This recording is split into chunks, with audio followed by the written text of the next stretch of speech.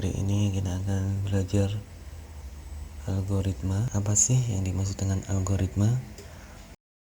Algoritma adalah urutan langkah-langkah untuk menyelesaikan suatu masalah yang disusun secara sistematis dan logis atau masuk akal. Oke, ini ada sebuah contoh soal untuk persoalan atau permasalahan tentang algoritma. Bagaimana caranya kita menukarkan isi dari gelas A ke gelas B dan sebaliknya. Bagaimana caranya?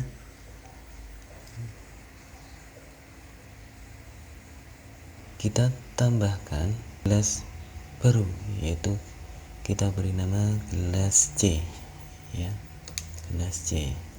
Oke, isi dari gelas A kita pindah, tuangkan ke gelas C. Oke, kemudian gelas B kita pindahkan, tuangkan ke gelas A. Oke, setelah itu dari gelas C kita tuangkan ke gelas B.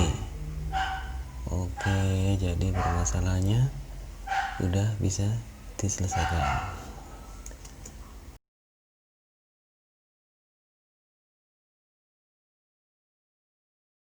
Oke, kita lanjut ya. Jika berbicara masalah algoritma pemrograman, maka dapat digambarkan urutan langkah-langkah yang disusun secara sistematis dan logis untuk menyelesaikan suatu masalah yang diimplementasikan dengan bantuan komputer, ya.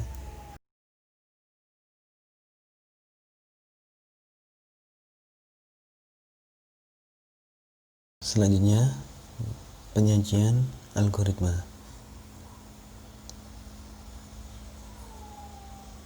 Oke, di sini untuk penyajian algoritma itu ada 3. Yang pertama dengan deskriptif, yang kedua dengan pseudokode, dan ketiga dengan flowchart. Oke, kita bahas satu persatu. Apa yang dimaksud dengan deskriptif? Yaitu algoritma yang ditulis dengan bahasa manusia sehari-hari, yang setiap langkahnya ditulis dalam satu kalimat atau lebih yang berisi instruksi. Biasanya penulisannya diawali dengan mulai atau start, kemudian diikuti kalimat instruksi, dan terakhir ditutup dengan end atau selesai.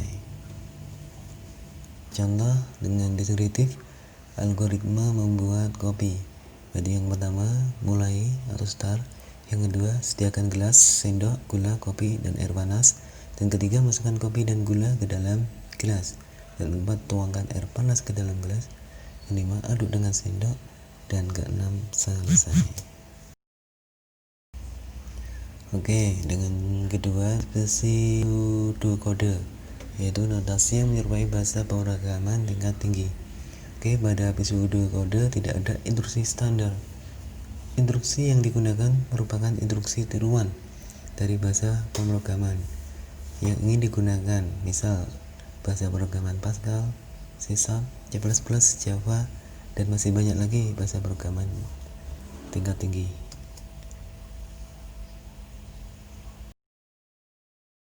Penyajian algoritma dengan pseudokode itu program menghitung luas persegi panjang.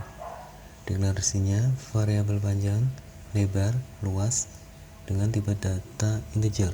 Kemudian deskriptifnya panjang sama dengan 6, lebar sama dengan 2, luas sama dengan panjang kali lebar.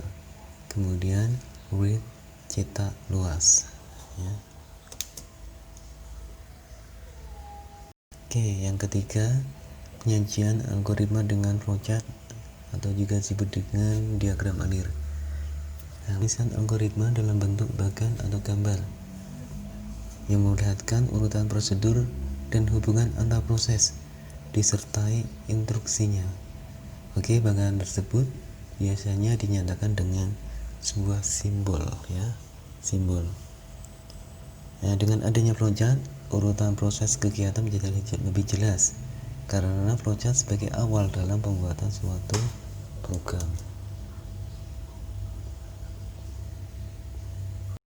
Oke, untuk simbol flowchart, yang pertama terminator, fungsinya sebagai simbol awal dan simbol akhir, ya. Kemudian ada flowline, simbol aliran penghubung.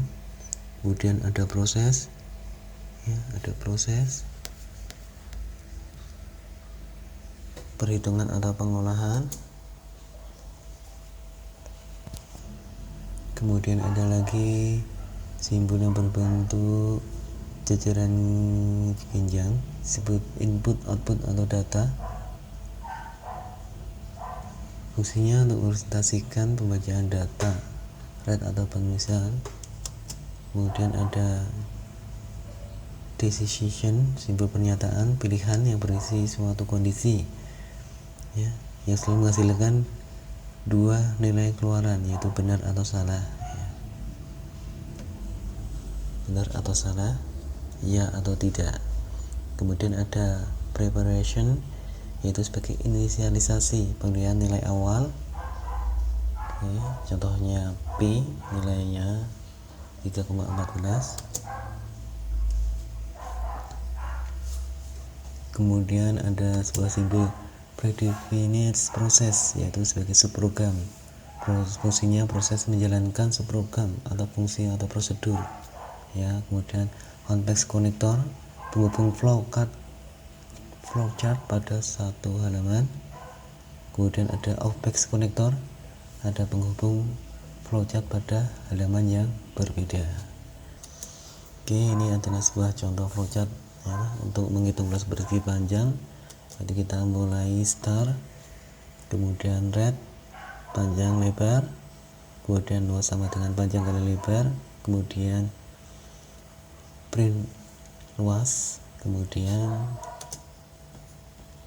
N.